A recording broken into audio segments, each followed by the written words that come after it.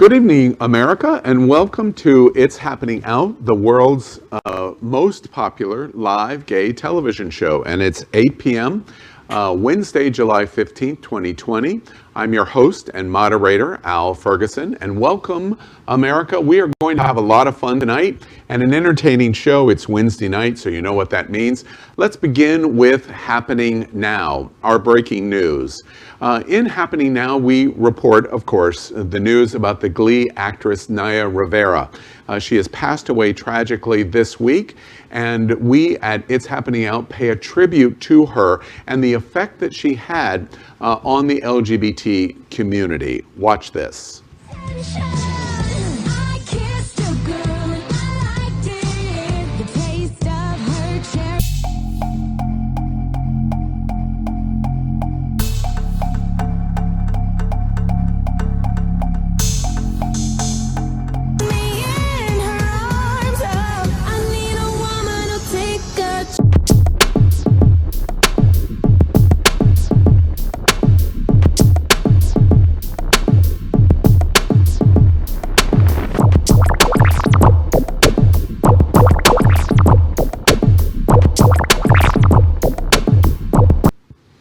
Don't you just hope that she had satin? Naya Rivera died at age 33, and it has been reported that she drowned after ensuring her son made it safely back to the boat first. Naya Rivera was one of the most important LGBTQ voices to this generation because of playing the fiery lesbian Santana Lopez, the female counterpart to the beloved gay character Kurt Hummel. These days, it is easy to forget that seeing a lesbian in a meaningful relationship and even showcasing harsh struggles, like when Santana's grandmother on the show rejected her for being gay, was still very new when Glee broadcast those storylines. Her impact will be felt for years to come. What did y'all think about the passing of Rivera this week? Well, I'll speak out ahead, as the resident lesbian here on the set. You know, besides her being hot, we'll just go ahead and drop that for a minute. But you know, as the lady here, we hate to lose the sexy ones, okay? But my heart goes out to her family because she really was a bright part of our community and a bright part of our society. She really had a bright future ahead of her, and this is always a sad scenario when we have these sort of accidents. So rest in peace. Someone else? You know, when I first heard the story, I'm going to be honest, my first reaction was kind of suspicion. It's like, oh, are we sure? And not suspicion, is it really her? Not, are we sure this isn't fake news? But are we sure she wasn't murdered? Are we sure she wasn't attacked? And I kind of it took me a minute to realize my own thought, the impact of my own thought, that just because she was a bisexual Latina woman, my first knee-jerk reaction was, are we sure someone didn't attack her? And I just thought, what an awful kind of eggshells to be walking on as a community. And especially as women, or women in our community. So I'm great. I mean, at least I'm relieved in a way to know that that wasn't the case. But it really did. It struck a chord with me that when we lose icons, there's ripple effects in all different directions. Yeah, I just kind of want to piggyback off of everything that Aaron and Josie just said. You know, it's so interesting to me because when Glee premiered, I actually was in high school. I was dance captain of show choir. I was in Ohio, where this takes place. And Glee Club show choir is a very big thing in Ohio. We competed, we went on Christmas tour, everything. So when Glee came out, I was immediately like, oh my God, I love Glee. It was so amazing because for the first time in my life, I actually saw characters like Kurt and like Santana that were representational of me, and they had such a broad reach to not just LGBT children, but the allies that they would create out of that show. So just having and being able to see another LGBT person on television, I think that Santana, Naya Rivera should be remembered for that. It's really a tragic situation. Any last thoughts from anyone? I'm just gonna say the same thing. The story is devastating. I also, much like Aaron Phoenix, second guessed everything. And then my first thought was she killed? My second thought was, did she overdose? Because we already lost a Glee star because of a heroin addiction. And the show Glee was revolutionary, including the trans actor Unique. And it just changed so much of the conversation, the dialogue. And to see her pass is very sad. I even saw her on You, the Netflix show You. And I'm like, yes! Like, because you have like a relationship with these people in your mind. And I'm very sad that she's gone. Power, anything you want to add before we move on? Well, it just seems that the show seems to be cursed, doesn't it? With all these deaths that run rampant through the cast. And I'm just sending out prayers and heartfelt thoughts for her child and her family. Well, we did especially want to take a moment at It's Happening Out to reflect the impact of Naya Rivera's passing. Santana Lopez is a character that was critically important at a critically important time. Santana Lopez was pre-LGBT marriage equality and was in a transitional time. And I have been moved this week since this news. Easy sometimes for a gay man to not pay attention to the impact of a character like Santana, because I paid attention to Kurt Hummel and that storyline. But I have been moved this week in terms of seeing how many women said how transformational the character of Santana was on Glee. Not only to be a beautiful woman, but to say, I'm not taking shit from anybody, no matter what period the end. And then be vulnerable in how, in being a Latina, in the response from her grandmother. Not her mother, but her grandmother, in terms of the effect in the family. So we wanted to take an opportunity to note the passing of Naya Rivera. So good evening again, America. You are watching the world's most popular live gay TV show. So many of your stories are going to be next on It's Happening Out.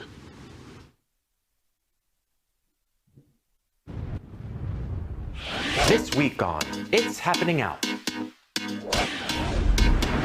I called the executive producers over to my house and I told them that I wanted to come out. There's a new Batwoman in Gotham.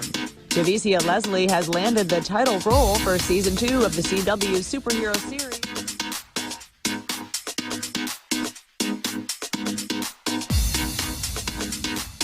Our new game, Saved by the Bell. It's all happening out tonight. Join us on YouTube, Instagram, Facebook, and Twitter. Special guest host, Misty Eyes. With your host, reality TV star, Chef Josie. Trans activist, Aaron Phoenix. DJ Diva, Power Infinity. And our moderator, Al Ferguson. It all starts right now, live on It's Happening Out.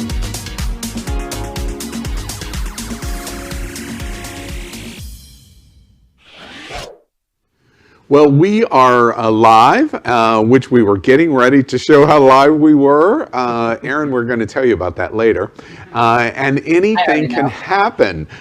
This is the world's most popular live gay TV show. And speaking of Aaron, I'm going to be confused all evening because the Aarons seem to be breeding.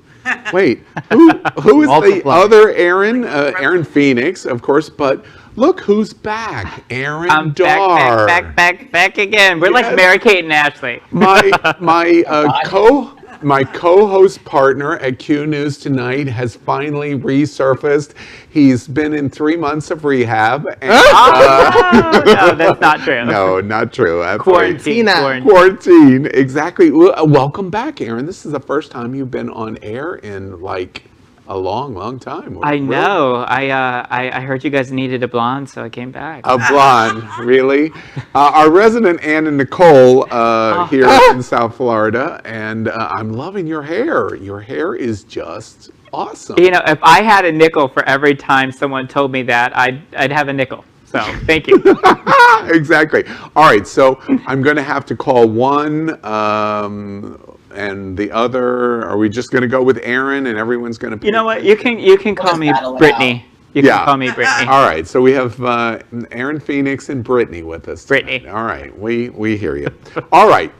So, America, we always tell you we've become the most popular live gay TV show in the world, and that is because we ask you to like and share us in Facebook and on YouTube. Our view numbers in YouTube have just grown dramatically. And in Facebook, we always appreciate if you start a watch party, and we've given you a short instructional of how to do that. Watch this. When viewing our live show in your app, please click share. After clicking share, your screen should change and you can then click watch party. On the next screen, you can write text to your viewing audience and then click start watch party. You've done it. Enjoy your party. Well, let's have some fun tonight. I love Wednesday nights. I love doing It's Happening Out because we get to laugh so much. So please, all of you, make me laugh. Let's begin with the meme of the week. And the meme of the week I haven't seen. It is called COVID-19 Ready Clubwear. I don't know if it's a flat image or a video or it's a talkover. Oh, okay, good. So I'm going to get to watch it as we go. And From Legendary. oh, got it. I'm so into voguing right now. Have you seen? Have you watched Legendary? The new HBO show? Legendary. It's on HBO. Yeah, in the premiere of HBO Max's Legendary, the iconic House of St. Laurent walked the ball wearing fashion that we thought would be perfect for clubbing during pandemic, and that's what caught our eye. What do y'all think? How's everybody doing in pandemic and in COVID? We're in South Florida, of course you know. You just switched gears. America, just to remind you, we're in South Florida. You know what that means. We're in Florida. All of us are in Florida. You know what that means. How is everybody doing in COVID? I mean, I'm personally about to hunker down again. These numbers are staggering, and it's getting rather scary out there. We're looking at, I think it is 1 in 8 people who are infected right now or testing positive, and that's, guys, if you think about that, you know, we have to do our part. We have to do our part, and that's being conscious and staying home unless you need to be outside of your house. Yeah, and I remind everybody, while 4 of us are here in studio at the World AIDS Museum, we're actually socially distanced properly. We've all come in with masks. We're following all of the rules as we should. Aaron, you've been socially isolated, I think, the longest of all of us. I mean, really deeply socially isolated. How has it been for you? You're talking about me or the other? I'm sorry. Brittany. I'm talking about Brittany. Okay, well, of course, yeah. You know, I take this very seriously as someone who is HIV positive. I have a compromised immune system, so I know that I'm susceptible to getting sicker more than most people. So since February 26th, I mean, I really have been honkered down. It's a very long time. February 26th. Since February 26th, yeah, I went to a gay men's chorus brunch, and unfortunately somebody had tested positive. That person actually died, and there were 4 other people that tested positive from that event. In a week, that will be 6 months. 6 months, yeah, it's a long time. But, you know, it's interesting because right now, just to kind of piggyback off of what Josie said, you know, yesterday, Tuesday, 65,507 new cases all across the United States. We're seeing record cases increases in states like Nevada, Wisconsin, and even in Alaska, a cold climate. Mm-hmm. So, you know, what's going on here in Florida right now when we're seeing that 1 in every 3 children is testing positive for coronavirus, when we're just weeks away from universities, charter schools, public and private schools opening up, it's very concerning. So we just have to do our due diligence and follow the ordinances put forth by our local municipalities, county governments, and state leaders. Well, you know, I want to move on to something that's fun. I was sitting here thinking I've started fun, and then and then I led you all astray. I led you off the path. So I'm going to lead you back to having some fun. That's exactly Aaron's challenge there of the statistical information and what's going on in COVID is exactly why I'm really happy to do Wednesday nights at It's Happening Out. Aaron's my partner, Misty's my partner, Josie does it frequently at Q News Tonight, and we report and report and report. And so that's why It's Happening Out is so much fun to do. And so as a result, let's play our game that is our yes or no game. And it's a great way to start. Aaron, I don't know if you remember this, but it's called I'd Swallow That. And Brittany. I'm sorry, Power, I didn't hear you. The radio. We totally glazed over the ballroom. The ballroom fashion. Yeah. Topic that we just played that noon, Chani. Okay. I was going to say, would you like to go back to the ballroom? Go ahead. Okay, well, 10s across the board. Let's move on. Okay. But it would be perfect for Ramrod. You just go in and nobody knows what your face looks like. It's all about everything else. If I could make one observation really quick. How ahead of her time was Valentina? Hashtag, I'd like to keep it on, please. Right. She didn't know her word. Well, you know those head covers, though. They say that if you can put a lighter in front of your face and blow out the lighter through the fabric, that it's not effective for COVID-19. Right. So I hope those head covers were actually a thick enough fabric to be up to code. Yeah. Otherwise, they're totally useless. Yeah. Okay. You know, we're a fun show called It's Happening Out. All right. No, let's play I'd Swallow That. Our hosts are getting ready to be asked 4 questions. If they agree, they're going to take a shot. If they disagree, they don't take the shot. We invite you at home, America, participate right along with us. I always ask because Power is a notorious alcohol cheater. Cheater? Power, are you alcohol enabled this evening? I'm actually drinking whiskey tonight. Seriously? What's up, boys and girls? Wait, I'm curious. What's the occasion for you to drink whiskey on a Wednesday night? I don't know. We just got a new bottle of whiskey, and I figured that it's ripe for the opening. So there we go. I can't tell you how many people have said that to Power before too. And Aaron Phoenix, what are you drinking? I am drinking right here from brewed in the state of Florida, some nice room temperature Zephyr Hills water. Florida, locally sourced. Yes. No, honestly, in all seriousness, it has been a sober quarantine for me. Has it? I know Completely? okay. It has. I struggle with that. And I'm trying not to add to it. Shut up, Al. Okay, I'll shut up. All right. I'm host moderator, so I'll shut up now. All right. So everybody's ready. Let's play our game. I'd Swallow That. All right. Let's do question number 1. 4. I haven't even started to drink yet. He doesn't know how to count. I haven't been here for months, and he still doesn't know how to count. Hooked on phonics, kids. Hooked on phonics. You all right? Oh, geez. Aaron hasn't been here 11 minutes and's already joined the bandwagon with this group of... Her vibes are changing. Right, exactly. All right. I'd swallow that. I try to use my platform to help others. Absolutely. Oh, yes. Yeah. Everybody took the shot. Oh, geez, it's real. I thought it was water. No, that's Aaron. That's the other Aaron. All right. Brittany, how do you use your platform It to tastes help like others? bleach. Is that the stuff you're supposed to inject? That's a sanitizer. Oh my God, is that the sanitizer Trump was talking about? No, it's no secret. I've tested positive 2 days before Christmas, my junior year of high school. So I've used my Positive for HIV. For HIV, correct, sure yes. we're clear. And, I've ever since used that as a platform to get involved in politics and public policy centered around health issues that face people, but disproportionately communities of color and the LGBTQ community. So, for example, right now I'm using that platform. I sit on the board of directors of the very place that we sit, which is the World AIDS Museum and Educational Center. Congratulations. Yes, that's thank you. awesome news. And to make sure everybody understands, Erin is one of the central voices for the World AIDS Museum now, to be on the board of directors to help guide this very important charitable organization, this museum, to the HIV community. Yep. Somebody else, tell me how you use your platform.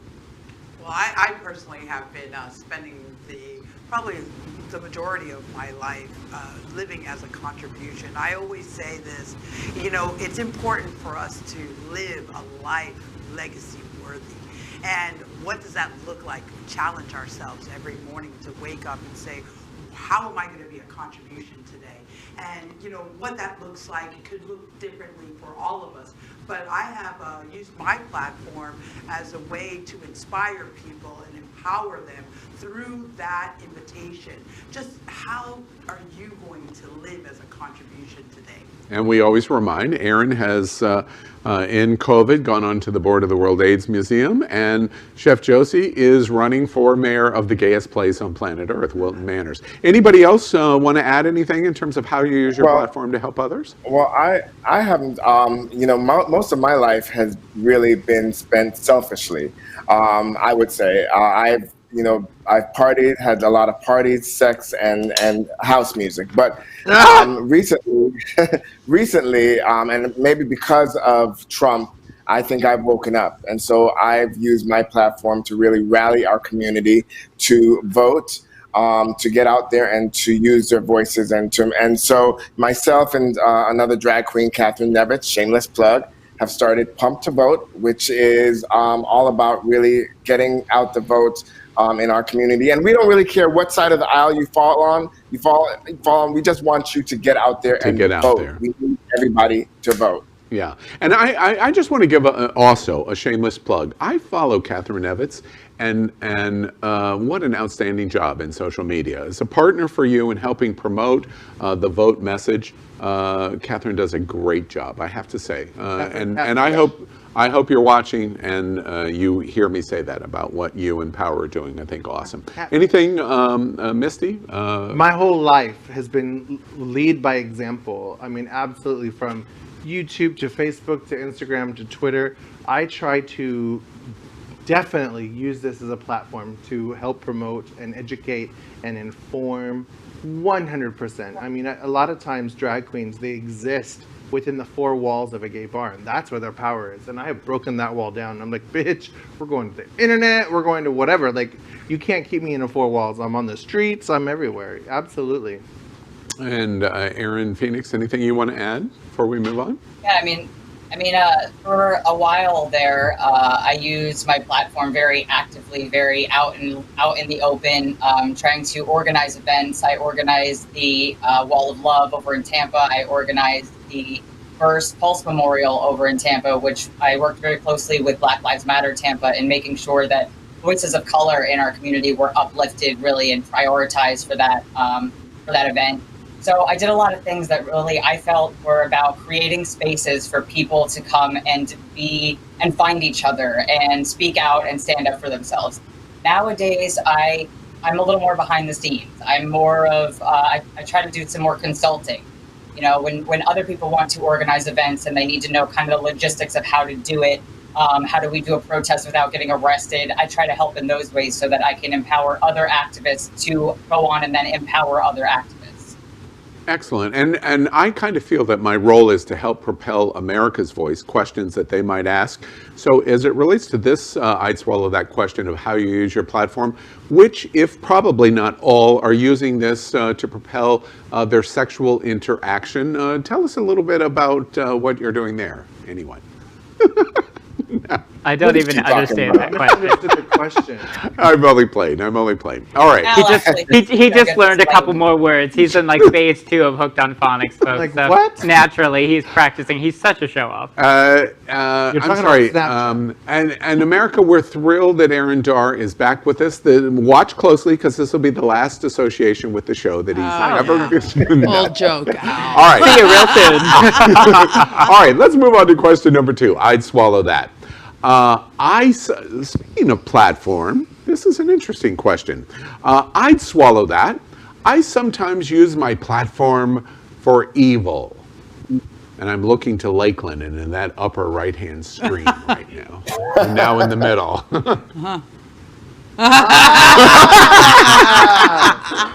See, I baited him by taking it, and then I put it back down. But no. Well, She has a versatile. we're all evil in somebody else's story. Honestly. Good point. So I would never say I use my platform for petty. That I do. Petty. But I would never call the things that I do evil because I think I'm justified to do them. Other people might call it so, but that's their business. That's their hurt feeling. Yeah. Somebody else? Anybody want to comment on using a platform for evil? Mitch McConnell does it every day. Donald Trump. Have you read his Twitter feed lately? All right, let's move on. Everybody derailed the conversation to who else is evil. That's telling. Exactly. Oh God. I had an interesting situation in coming to the show tonight. As I was pulling into the parking lot of World AIDS Museum, and Chuck called me. And Chuck and I don't live together. His husband, by the way, for those who don't know. Yes, and he's on the West Coast, and I'm here in South Florida. And he called me and said, "Did you know I'm dead?" Oh God. And I said, "What are you talking about?" Well, a RuPaul Drag Race queen has posted today that Chuck is dead. Oh wow! And Chuck called me saying, out of the blue. "What's out of the blue? Going, what's with this and why that?" And just for a bit of attention to create a stir, said Chuck is dead. And now I'm having to explain, Chuck is not dead, America. Can I just say also, Fifi O'Hara, this is not a way to remind you. No one likes you. No one's ever gonna like you. Okay. It was somebody more narcissistic. Was it Fifi? It was not. It would surprise me. Even more. All right. I was like, why is she posting anything? She doesn't think about anybody but herself. Yeah. Please, do not say who it is. Including sneaking somebody in onto the set of RuPaul. I love her. She's blind. All right, so enough of that. I was a little too evil there, I think. All right, question number 3. I'd swallow that. Every voice matters, even if it's wrong. Oh, hell no. Yeah, I'm going to say yes. Some reluctance there. I don't have to agree with you, but I do think that your opinion matters. No, ma'am. No, ma'am. I'm very, very, very strong on this. Let me tell you something. Every voice has a right to be heard. Every voice has a right to say whatever they want to say. But every voice does not matter. Somebody's voice about your life, Misty, or about your life, Aaron, or about my life that has nothing to do with me. Wait, does what not about matter. What about my life? You don't matter, Al. You don't matter. We said every voice don't matter, girl. What you think I'm talking about? I mean, no. Every voice has a right to be heard. That is your right. But does I agree every with you voice on that, matter in your motherfucking life? Hell no, ma'am. No, I don't ma'am. have to be invested in your opinion. First of all, right. First off, if you're not feeding me, fucking me, or financing me, then your opinion about me certainly doesn't matter. But That's even right. in like bigger issue things, even in like gay town hall type things, no, not every voice matters because sometimes like we've heard this song before. You know, your voice. Some people really have got to embrace the idea that no, sometimes your voice is not important in this conversation. Different voices, right. your voice changes, and the value of your voice in the conversation you're in.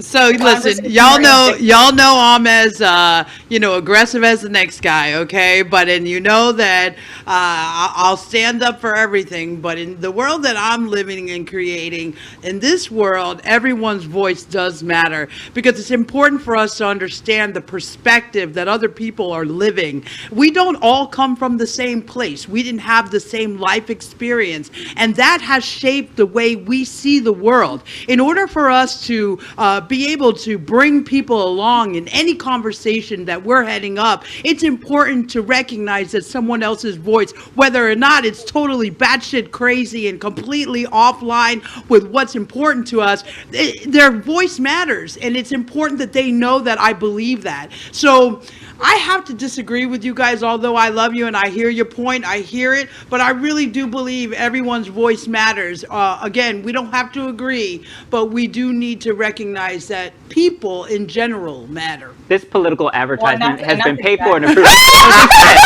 Bananas Mayor 2020. Can I just say one thing? Just one thing, really quick. Everyone's voice matters until they throw a mic. I'm just saying. My goodness. Oh my God. Wait, the words of my fellow Aries. I don't know her. If you're a long... Let's be super clear, though. Let's be super clear, though. Josie, you nailed it. Every person still matters. Yeah. But just because your voice, you carry your voice with you to every conversation, and that voice may be more important in one conversation than another. If you can bring something new, even if it's batshit crazy, if I can learn from it, then I think it might have a place where it might be useful to that conversation. But if you're not adding anything we haven't already learned, then it's a different story. You matter, but sometimes your voice, it's not always. Go ahead, Aaron. Not so much. Well, I want to say this actually, because I'm with Josie on this, that I think every voice matters, even if I don't agree with it. Certainly, I think everyone has the right to freedom of speech and to express what they want to express, even again if I don't agree with it.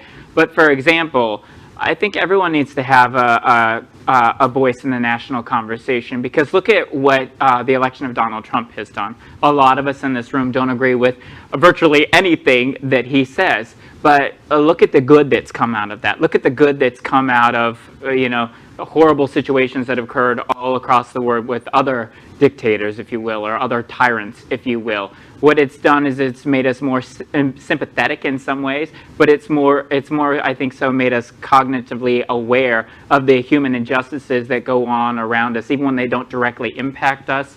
I think it's important to hear those voices, because in listening, I think you can find your own voice in being an ally for other people. Any final thought you want to add, Misty, before we move on? Well, No. Okay. I just want to give an example. For example, when transgender people are talking about their struggles or their journey, and you have somebody coming in that has no idea what they're going through and wants to insert their opinion as if it is fact, and that opinion in some way, shape, or form impacts, or their intent is to impact a transgender individual who they are affecting, and they can never themselves feel that effect. I don't feel your voice matters. You have a right to that opinion, but your voice doesn't really matter, because you can't speak to somebody else's journey or struggle or experience. The same thing with the Black experience. So when people try to be, for example, be more of an expert on racism than me, who is affected by racism, their voice to me doesn't matter,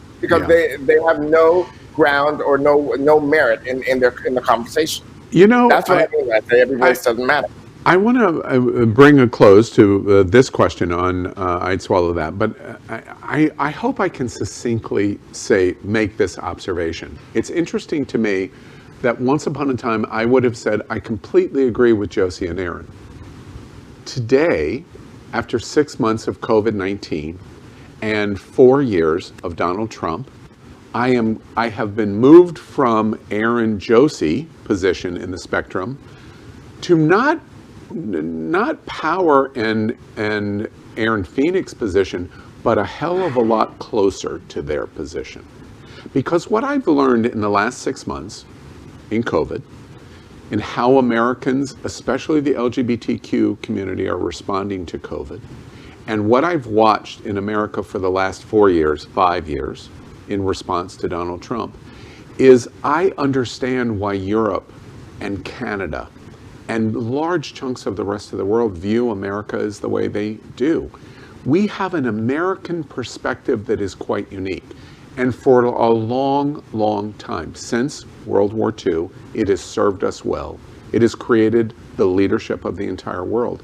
But we can feel the loss and the slippage of that leadership because of how myopically selfish we might be, and this may be one of the examples of it. So as a result, I just want to say, it's interesting to me, I would have never said this years ago, but I'm pulled toward Aaron Phoenix and Power's observation because it's creating a bit of a cynicism of what we're watching in our country, in both COVID and in our politics. And I am hoping we can solve that for COVID, and we can solve that for our politics. And the only way to do that is to find a vaccine and vote for Joe Biden on November 3rd. That's our only two choices. And that's how I think about this in terms of question number 3. Let's do another shot. Yeah. Let's do another shot. Something happened. Can I get something harder, please? And right. And I did not write this next question, by the way, and I'd swallow that. Question number 4 is happy belated birthday to Aaron Phoenix and Al Ferguson. So it's more of a cheer. I'm cheering Aaron Phoenix. Yeah. Cheers to queers. On that note, I'll take 2 And shots. everybody else's stuff. Even though I will call this out because I'm not afraid. Al, I sent you a birthday text which was not replied to, and Kitty Meow also sent you a birthday text, and she sent it to me today and said how shady he didn't reply to mine. I said, This bitch never replies to his First off, he's just now learning how to. No. Embarrass him. But by the way, It's kicking if in. Al sends you a text message, he always says, please acknowledge you read this. Please respond that you read this.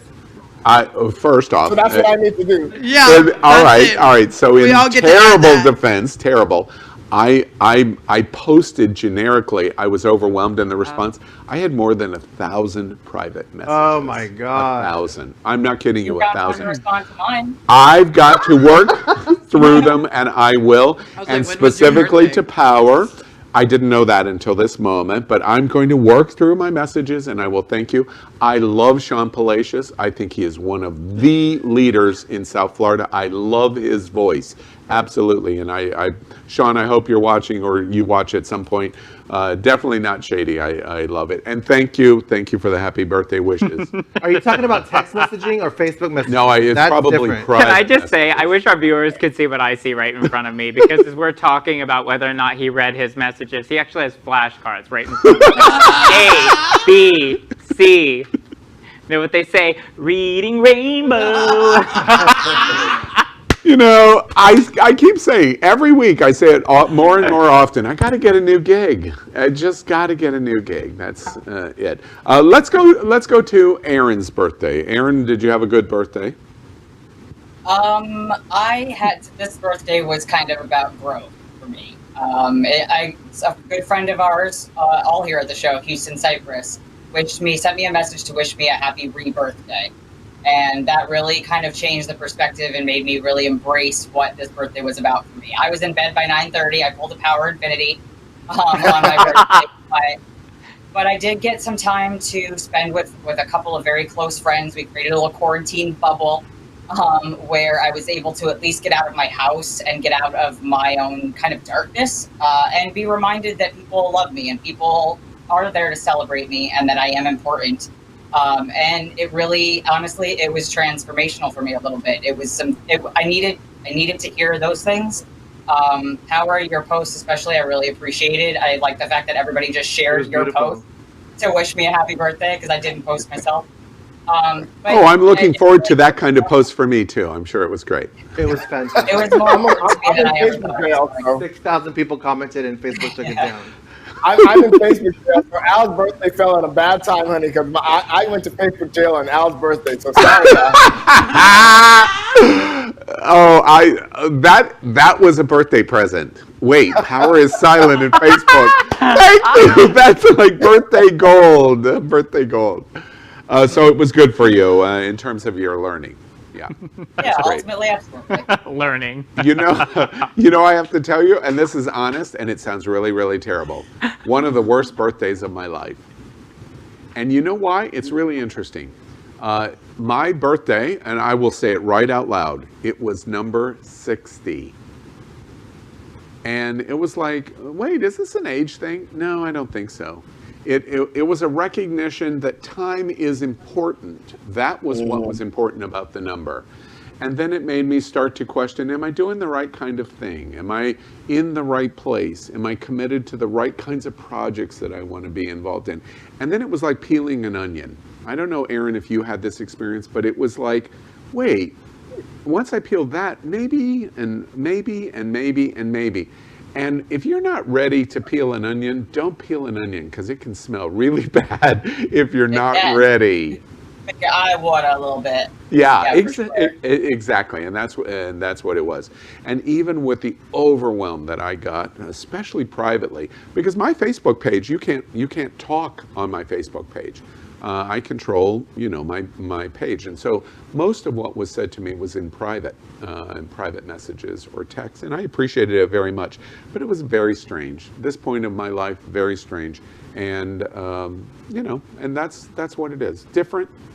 And we'll see where that goes. And so that's what I just heard from you too. And so happy birthday to you, Aaron. Alessandro.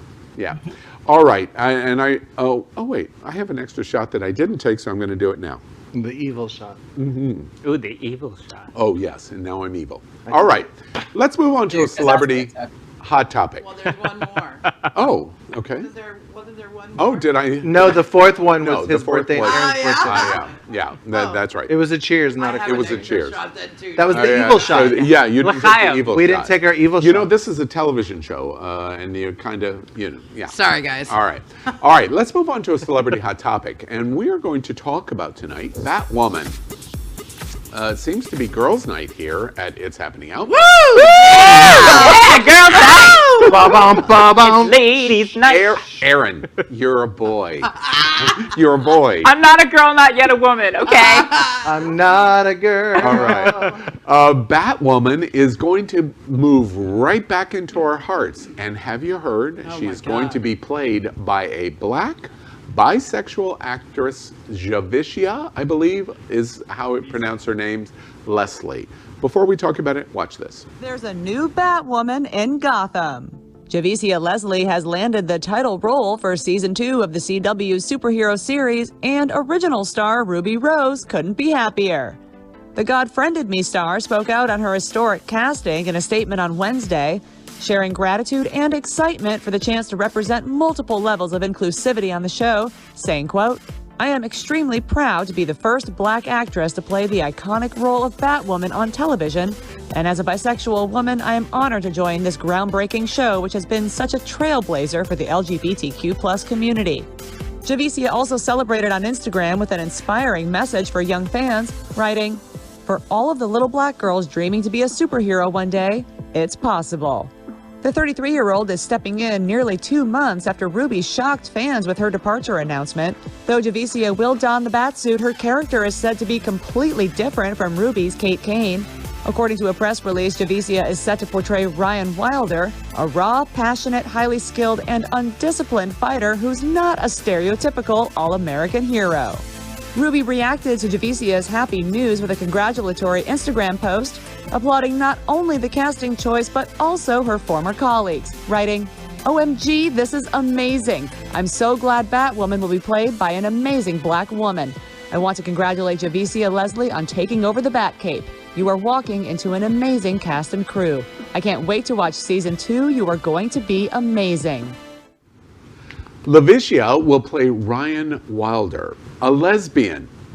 Wait, let me pause. Say that again. A lesbian who dons the cowl of Batwoman. Is LGBT visibility in popular media, especially as superheroes, does it help children identify with LGBTQ role models? What do y'all think about the news here in Celebrity hot topics. Okay, so is that where we're going here? We're wondering whether or not this helps young children acclimate to the LGBT conversation. Well, first I have to say I wish God would have friended me a lot sooner. Javicia, I am now a new Batwoman, Batman, Bat whatever, okay, fan, so rock and roll. And listen, this is very powerful. It's not only that she is a bisexual woman, she's actually a woman of color, a black, powerful, fierce woman. So we're really addressing a few conversations, and like my friend Aaron likes to say, at the intersectional crossroads. So this is quite the casting, and hats off to the Batman, Batwoman show. Other thoughts? Does anybody else think that it's at this point a bold choice? I mean, I celebrate the choice, but I wonder if it's a bold choice only because this is now become very almost become very normal, to see gay and lesbian and transgender characters on TV. I think this is a great thing, especially for children. Children love superheroes, and if you can get them at the superhero stage, you can really condition an open mind. I do think, however, that what will be a bold choice for sure would be a black gay Batman. Now that would be hot. Yeah, and likely coming. Next. Wait 1 second, Aaron. To answer your question, Power, and I'm curious your comment to it. Yes, it's still a bold choice, because at Q News tonight we report almost every single night the backlash that takes place in insidious ways to the LGBT community. And the hits are mostly against trans and against LGBT color. Al is not who is taking the hit in America or in Poland or Russia. Well, a little bit in Russia, certainly, or a lot in Russia. But in America, I'm not the one that's taking the hit. You are. You have the white privilege. I have the white privilege. Yeah. Trans community in America is taking the hit. Women are still taking the hit in America. So when you combine, like what you just said, trans and color and female, man, you're still taking it on the chin. And it's interesting to me, in terms of your question, yeah, it's still pretty revolutionary, because there's a whole core, that 38% that is holding on to him religiously is against this decision. They hate this decision because they think it's destroying America and our morality. What do you think about that? No, but specifically, Power's observation. What do you think about that? Well, actually, when I asked the question, it was actually a real question. Like I wasn't asking it to make a point. I was asking to get that feedback. So thank you for giving me that. Yeah. Okay. All right. Other thoughts y'all have about it? I think I agree that it is still a bold move. I think, Power, your mind probably wandered close to the same place mine did, that this seems really conveniently timed that they happen to choose this fierce bisexual black woman in a time when we're suddenly having this conversation about Black Lives Mattering and about black representation. And I think a lot of corporations absolutely are tokenizing, are jumping on this opportunity as like a bandwagon, but corporations are going to do that. So I think it's about time in our culture that finally, when these corporations want to tokenize us and tokenize marginalized people, that we get to be the ones who finally capitalize off of that. So I think, did they probably cast her because they thought, ooh, now's a good time to maybe have a black girl in our, in our scope so that we don't look racist. Do you think, I'm curious, do you think that that's bad, Aaron? Do you think it's bad that it gets capitalized? I think what makes it good or bad is how it gets capitalized and how it is strategically used. Anything can be used to capitalize on the backs of marginalized people, and anything can also be used to uplift marginalized voices and to capitalize on the increased representation, the increased visibility. So capitalism is never really an inherently good thing. Let's be clear, all right? But at the end of the day, this is the world we live in. So better for us now to be taking those reins and controlling the conversation, even if it's still the old white man who's backing it. Let me take an opportunity to change the subject a moment. it's in the same vein of the subject in terms of power, launches it in terms of trans or bisexual, black, in terms of race, woman, etc. in this story. And Aaron illustrates it in terms of capitalism and the corporate change philosophy that takes place that motivates change in America. Let's very quickly focus on what we watched this week, which is similar in terms of the Washington Redskins. It was not 25 years. Washington has never stopped discussing we shouldn't be called the Redskins in Washington. It reflects poorly on the capital of the United States. It's racist and discriminatory. The image is discriminatory. The chop in the game is discriminatory. It is racist. It is not until FedEx and Amazon and other corporate partners say this is going to stop that, boom, it stops. So corporate America and corporate power of capitalism propelled change. For whatever reason, it still propelled change. So the embracement of capitalism and business corporate social change is good. What do y'all think about that? Because that's the same thing at play here. Well, it was. I don't. Go ahead. You go ahead, Aaron. I'll wrap it up. I'll wrap it up very succinctly. It's not about embracing it. It's about knowing how to navigate it and how to use it so that we can get something out of it. Go ahead, Josie. So, we saw the introduction of B corporations into the business models, and it was that benefit corporation, right, where it was an introduction to companies who wanted to then basically, get a it was for companies who wanted to have a conscious element to their business model, right? That give back piece. What we're seeing is conscious, a conscious awakening happening across the world. And we're going to continue to see it, and it's going to seep its way into our politics. It's going to seep its way into our corporations, into our country's capitalism. And this is what the shift looks like. And it may not be so in our face every single day, and we don't see it so clearly.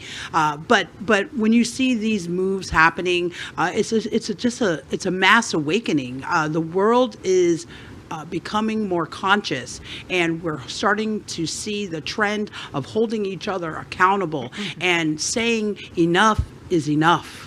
I'm asking again, like in the Redskins example, another example is at Facebook. Facebook's policies are under full attack, and where they are under full attack is not Chef Josie or Power or Al's voice. It is all of the corporations that are saying, we're going to withhold our advertising until you make a policy change. We'll see if they follow through, but so far in this month, they are. The implementation question I have here for you, Josie's challenge is we're seeing social change. Does that come along with the LGBT community? We can't be anti-business forever. We get to a certain point where we too must evolve in our response to corporate participation. Are we getting there? Do you think we're getting there? I think there's kind of like a chicken and egg paradox to this conversation. The corporate change causes the social change, or does the social change pressure the corporations to change? It does both. It's a ping pong game throughout our history of change and progress, and kind of bouncing off of each other and realizing, when corporations start to realize it's no longer profitable to be anti-gay, then they started to cater to us. Okay, well, they pandered to us, but it also created visibility, and it created change, and it normalized it to so many people. We continue to bounce off of these extremes, and in the middle, hopefully, we're in the lane going forward is what matters. I think the LGBT community is absolutely getting there. For me, of course, I'm always knee-jerk, side-eyeing the corporations, but I read an article recently about where all the Pride stuff goes after Pride, and how the Pride stuff just keeps getting purchased. People are still just as excited to buy Pride stuff in July as they were in June. And that's a big deal, because just a decade ago, half the population thought that homosexuality should be illegal. Mm-hmm. So do I care really if the corporation is pandering to me? Yeah, a little, but what I really care about more is how can we use this new allyship, however it presents itself, to our advantage, that we uplift the people I agree. who are It's absolutely not needed. going to benefit from it. I went to Israel with a group called Wider Bridge, and when I came back, people were like, why did you go with a pink washing group and pink washing? I'm like, what the heck is pink washing? And they're saying that, look, the gay dollar to distract from something else. And my reply was, okay, imagine I'm working for an LGBTQ organization, which I do, and somebody like smoking or cigarette companies, Marlboro Brothers or whatever, donated a whole bunch of money to not look bad. We're going to take the money. Like, I don't care that it came from cigarettes. I need the money to help the people that I need to help. And if you look through historic movies, you're going to see not principal LGBTQ characters. You're going to see not principal black people. And now that they're doing Or it, trans, for sure. especially trans, and now that they're doing it for the time or whatever, I don't care. I'm glad it's being done. And yes, they made a black Batwoman, but they didn't have to make her lesbian. They didn't have to make her bi. And when Power spoke earlier about the black Batman who was gay, all I could imagine in my brain was the black angel from Lucifer. Oh, if he played a black man as Batman. Now you heard it sexual. That's a bit of a different. I'm just saying. But I don't care why you're doing it. I'm just glad you're doing it. Yeah. Well, I want to say something really quick because, and mind you, I'm a Democrat, but there are pros and cons to capitalism. There are pros and cons to corporate America. And in terms of corporate America, for whatever their reasoning might be, embracing diversity, inclusivity, whether it be meaning that they're putting more women, for example, on their board of directors, or they're including more African American people in their commercials and their advertising, or they're, implementing more LGBT characters in scenes and screenwriting in terms of the television and movies that we see all across the globe. It's important because then they immediately become the most important thing in the LGBTQ community, and that's an ally. Because without our allies, Misty, we would be nothing. So it's important that we move forward with that conversation and realizing that there are pros and cons, but I think it's absolutely necessary to recognize that it's an important aspect of the conversation, the allies that corporate America can be to the LGBTQ plus community. Power, you had a final thought? No, I didn't. I agree with everything everybody said. Okay. I do agree that allies are super duper important, but there's a big difference between diversity and inclusion. Putting somebody in a scene as a token black person or a token gay person and not giving them important roles is a big difference. America, I hope you recognize what I'm feeling right now. Multiple challenges in this conversation. It's one of the reasons why I love It's Happening Out. We started by talking about a character selection in Batwoman, and we have led to this. Gears. I love the LGBT community is more than Diverse. our bars. It's The more than our LGBT bars. community is vast. All right, let's move out of celebrity. We have much more to talk about tonight. We want to thank Best Western I-95 here in Wilton Manors, Fort Lauderdale, Florida. They are our host. They host our hosts and our guests when they come to South Florida, and we encourage you to come to South Florida when you feel ready. South Florida is ready for you. We're also That used to be my line. Yeah, I know. That's true. Well, come on, you come on back down here and stay in the Best Western, and you get your line back. Yeah. We are also broadcasting from our permanent set here in the middle of the World AIDS Museum and Education Center. We are right here in the heart of Wilton Drive in Wilton Manors, Fort Lauderdale, Florida. We always joke that this is the gayest place on planet Earth. You can't hear these people and not recognize this is the gayest place on planet Earth. We also thank our set designer. The set is courtesy of Concepto Modern Living here in Fort Lauderdale. Next segment is something of an homage to our production team. They pay attention to many things that are going on, especially in social media, that they think is interesting. Sometimes we agree, sometimes we don't. You get to decide. We call this segment the best thing of the week. And this week, an interesting title. I have not seen this, so I'm going to be watching it right along with you. It is something that they saw on the internet called Bullies and Biceps. Well, I'm halfway bought in. Watch My this. attention.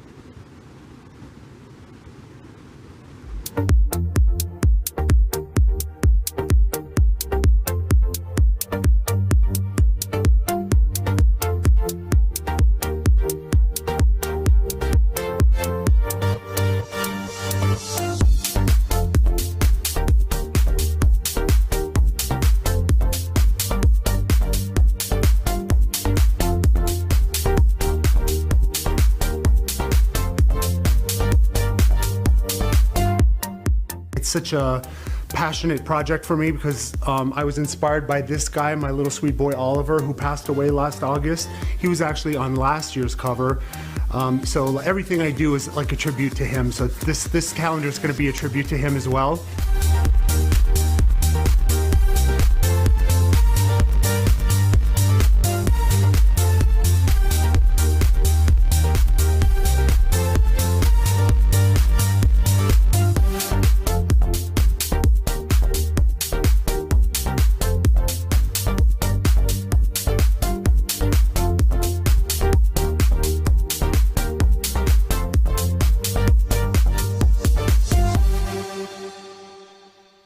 Well, I'm all agog. What do y'all think? Mike Ruiz's new calendar or new Project? project? Those dogs, pit bulls, the bully breeds, they get the bad rap. They're the biggest, cuddliest lovers in the dog world. I happen to have one who is my little prince, and his name is Hero, and he is the joy of my life. But you can just see how gorgeous they are. But, you know, and I guess boys get a bad rap too.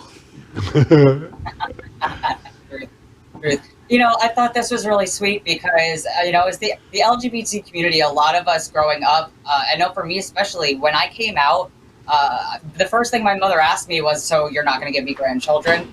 You know, we all kind of grew up under the under the understanding that being gay or being LGBT meant that children were not in the future for you, that a family wasn't in the future for you.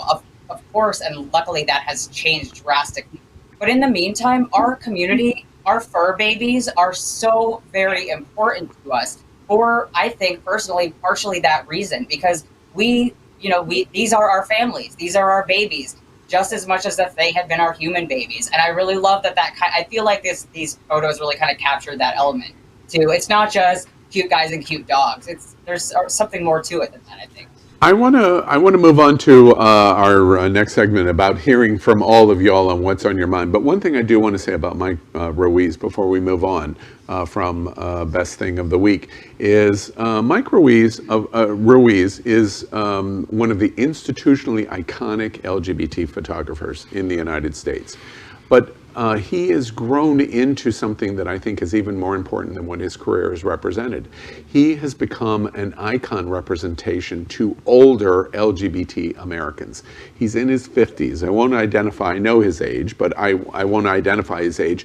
But he is a representation that you can be your best self at this point. And in our youth-obsessed LGBT community, Mike Ruiz is an example of the best is still yet to come.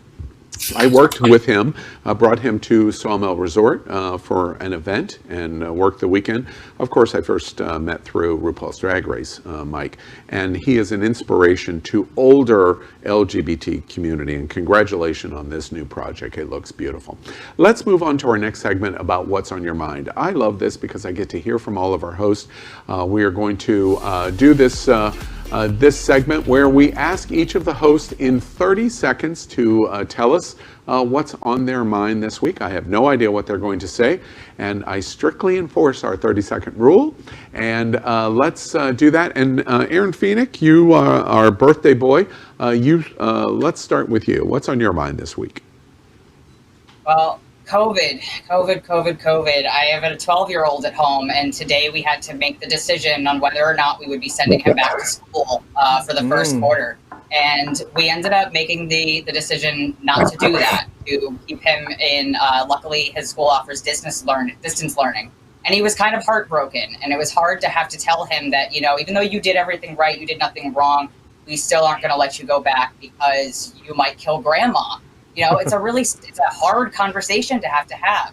And then on the other side of that coin, though, I'm also having these conversations about viewing this whole pandemic thing from a harm reduction standpoint, and how, yes, is abstinence the best way to for example, to never catch an STD? Absolutely. Most people, though, are not going to do that. So we give them harm reduction strategies. We teach them how to use condoms. We teach them safe practices. And I think there are definitely ways that we can navigate this pandemic going forward where we can take ourselves a little bit out of isolation more safely than otherwise if we were just going crazy. And the schools seem to want us to just go balls to the wall reckless. and it's very confusing. It's a lot. Now, I was very generous with Aaron because of the birthday, but we're going to continue in our role of 30 seconds of what's on your mind. Power, tell us what's on your mind this week.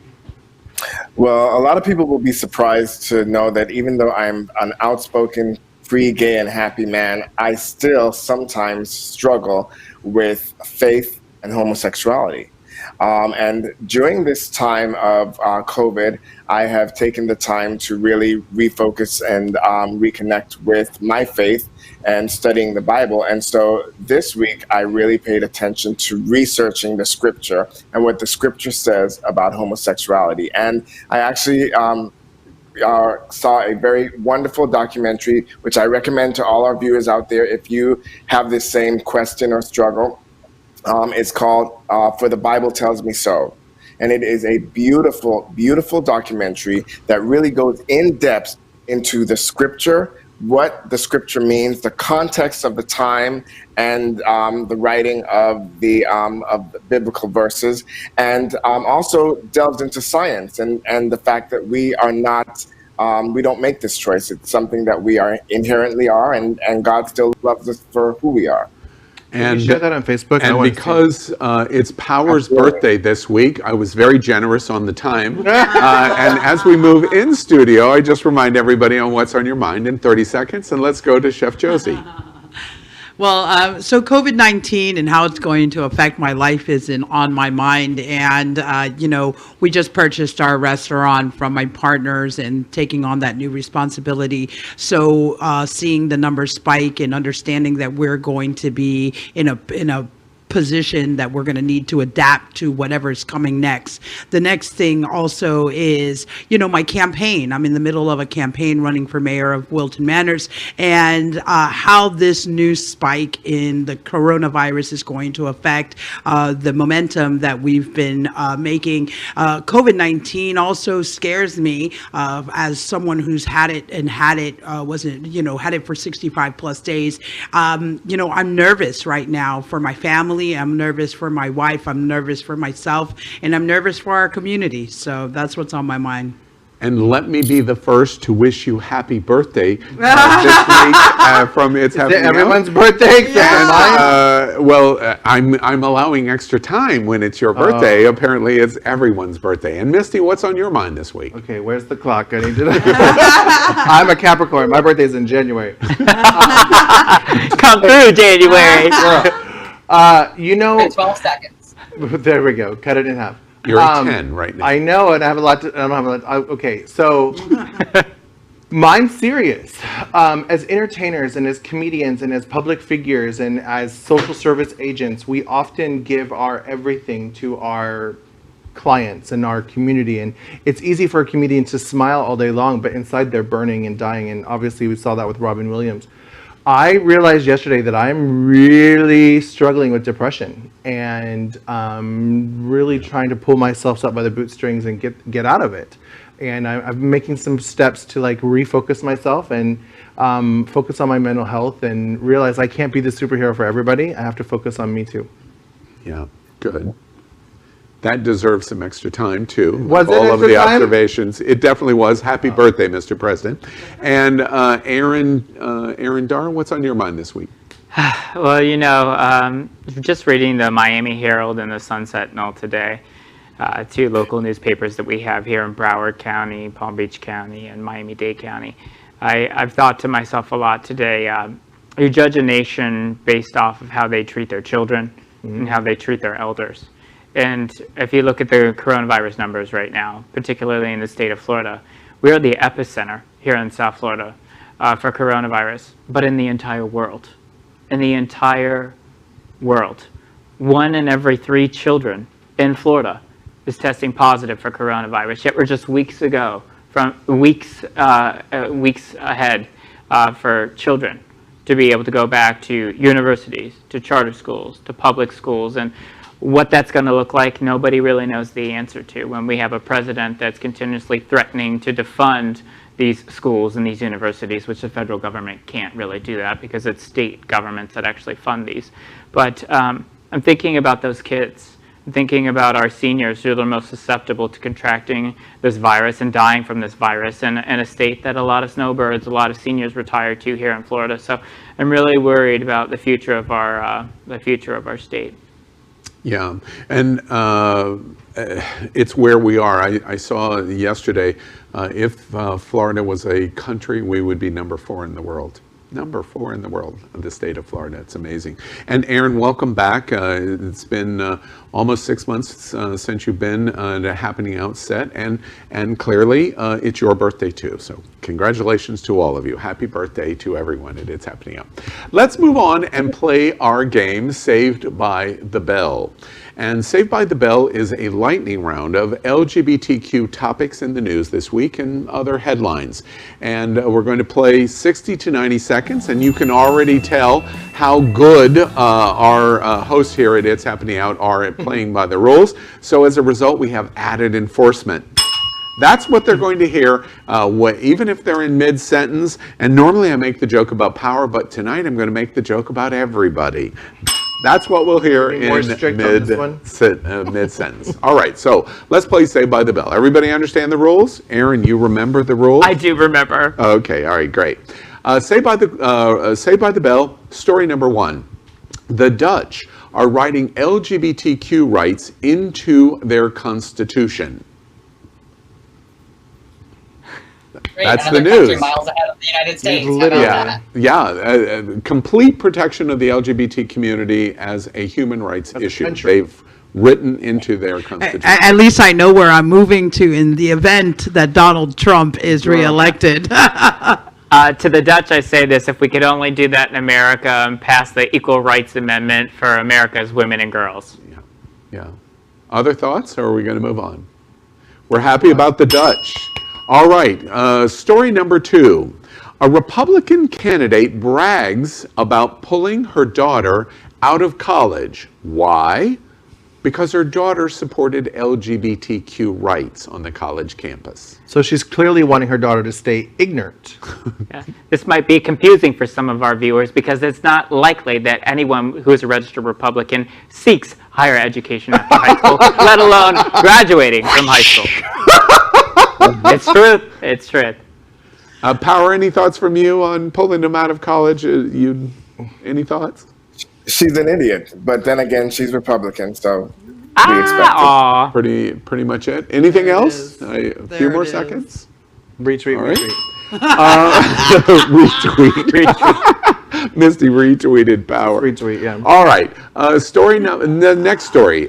We report this week something momentous happened on 5th Avenue, and it wasn't Santa Claus. New York City painted Black Lives Matter mural, a block long, and where did they choose? Right in front of the Trump Tower. Using your platform can I just say that a coward came this week and vandalized it, desecrated all over it. However, before you could say lickety split and get out of here, bitch, they had that painted right over again and corrected and fixed. So it's no tea, and if no I'm not shade. mistaken, that person was charged with a hate crime. Am I confusing that with another story? I think that person is actually charged with a hate crime for vandalizing it. Well, that might be an update because I didn't know they found the person. Well, it had to be on camera. Trump Tower. 5th Avenue is I was covered. at 5th Avenue. Big Between brother. 56 and 57, it's probably the highest external camera location on the planet. Yeah. Well, what happened was the person obviously knew that because they came masked up and with a hat. They threw the red paint all over the sign, and then they ran. So they probably knew that they were going to get filmed, which would have made it a little bit more challenging to be caught. But I hope they did catch him. Did they get the whole block or just one letter? Or what? Okay. A couple letters. I want to say this really quick. A lot of people don't know because it wasn't mentioned and I didn't know this. Actually, the Central Park 5 and a lot of people who have faced racial discrimination in New York actually were there painting the B, the L, and the M. So it was very symbolic. So when we say that it was vandalized, it was desecration of something that was very holy and symbolic to the Black community. Yeah, it's absolutely a breathtaking moment. Could you imagine even 5 years ago that they would paint Black Lives Matter on Fifth Avenue? It's impossible. That's how the world has changed dramatically. Well, and also New York is walking the walk too in legislation. Done. I'm done. That's all I wanted to say. Put your money where your mouth is. All right. The social justice advocate is apparently a rule breaker, I guess. And so our final story tonight in Saved by the Bell is about the First Lady. I don't know if you've heard. Ring the bell.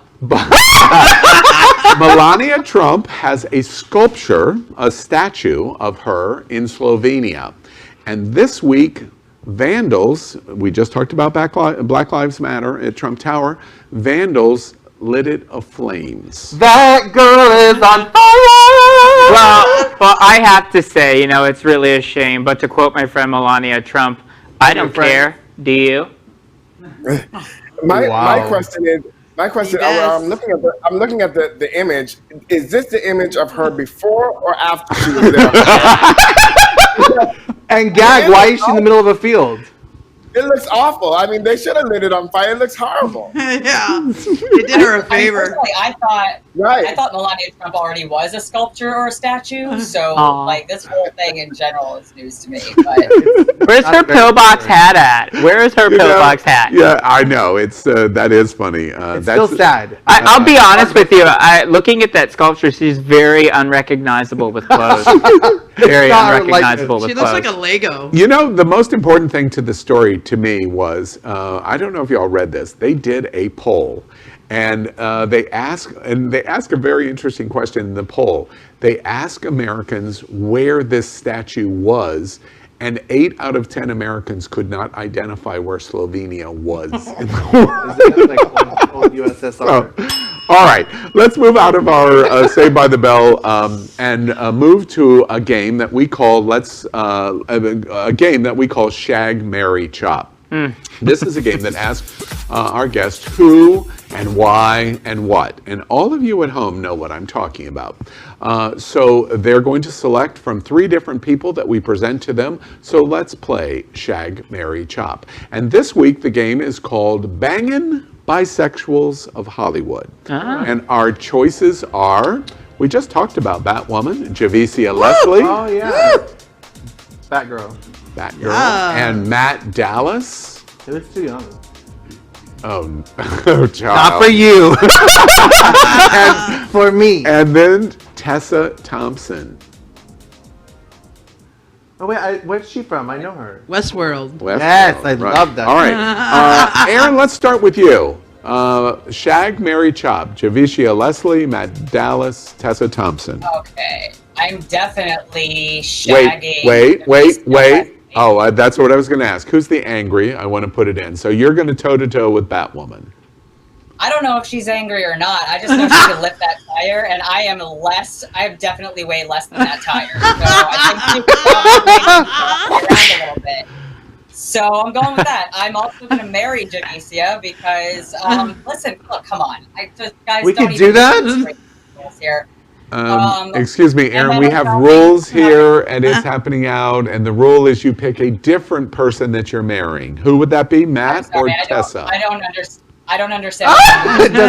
Computer says no. I guess I'm gonna marry Tessa, and I'm going to definitely chop Matt. Yeah.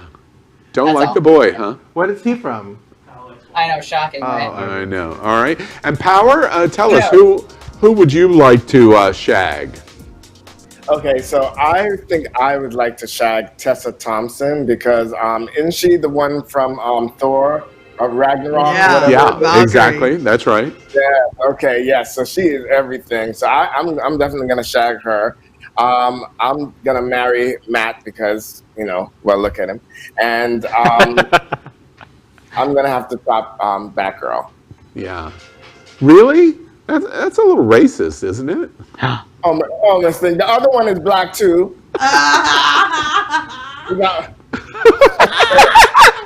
Here, let me put the breadcrumbs down. You come right in. All right. Okay, great.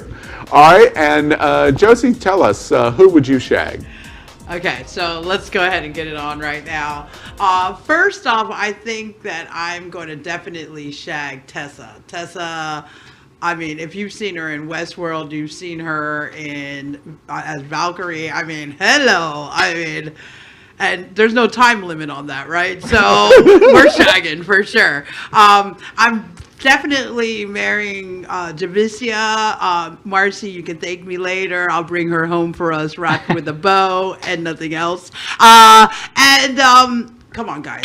Matt had no chance in this shag Really? job. I'm so sorry, job. Really? Matt. Right? Yeah, it's his Breaking age. news, America. He had no chance. No chance. And Sorry about it. Misty, you. Yeah, sorry about your luck. Misty, who are you shagging? So you know what? I don't even know who this kid is, but I'm gonna shag Matt Dallas because at least I know what to do with what he's got. Real talk. He's a beautiful boy. That's what. Yeah, you who lost he me at the is. word boy, Al. I know when you get older, you start going younger, but Oh, Shade. otherwise, Shady, shade. I'm no shade, but that's what keeps Twink bars open. It's the old men. Just saying.